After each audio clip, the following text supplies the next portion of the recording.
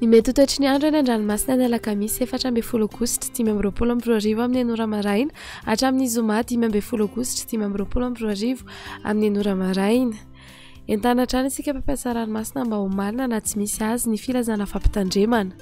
Ho an'ny morontsiraka tsy tanana tanjona bobaopy hatrany amin'ny tanjona angotsy andrahoana mahalana ho avy atsimo atsinanana andrivotra ka ho 20 hatramin'ny 30 kilometatra isan'ora. Ahatratra 70 kilometatra isan'ora indraindray ny any avaratra Isambava, Anonjabe na Herin-dranomasina, Avonionjo 2 hatramin'ny 25 metatra, ahatratra 3 metatra indraindray ny any avaratra Ivohimara no ny alondrahana avy atsimo atsinanana. Tanjona angotsy hatrany Manoro, anorana malefaka Matoato, avy atsinanana somary atsimo atsinanana andrivotra ka ho 10 hatramin'ny 20 kilometatra isan'ora. Anonjabe ranomasina, Avonionjo 1.5 hatramin'ny 2 metatra. Manoratra ny Taolagnaro, anorana malefaka indraindray ho avy avaratra atsinanana andrivotra ka ho 20 hatramin'ny 30 kilometatra isan'ora. Anonjabe ranomasina, Avonionjo andidina ny 2 metatra. Taolagnaro hatrany amin'ny tanjona Vohimena, anorana tandrifirahona vitsy ho avy atsinanana somary avaratra atsinanana andrivotra ka ho 30 hatramin'ny 40 kilometatra isan'ora. Ahatratra 5 kilometatra isan'ora rehefa manakaiky ny Taolagnaro.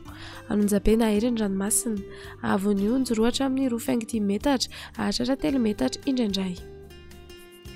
Ho an'ny morontsiraka andrefana tanjona Vohimena hatrany amin'ny tanjona Ankabo, anorana tandrifin-drahona mahalana ho avy atsimo na atsimo atsinanana andrivotra ka ho 20 hatramin'ny 30 kilometatra isan'ora. Ahatratra 70 kilometatra isan'ora indraindray ny any amin'ny tapany atsimo. Anonjabe na Herin-dranomasina, Avonionjo 2 hatramin'ny 25 metatra. Tanjona Akaboatra ny amin'ny tanjona Vilanandro, anorana tandrifin-drahona vitsy ho avy atsimo na atsimo atsinanana andrivotra ka ho 10 hatramin'ny 30 kilometatra isan'ora. Adinim-panonjana Anonjabe ranomasina, Avonionjo 8.5 hatramin'ny 2.5 metatra.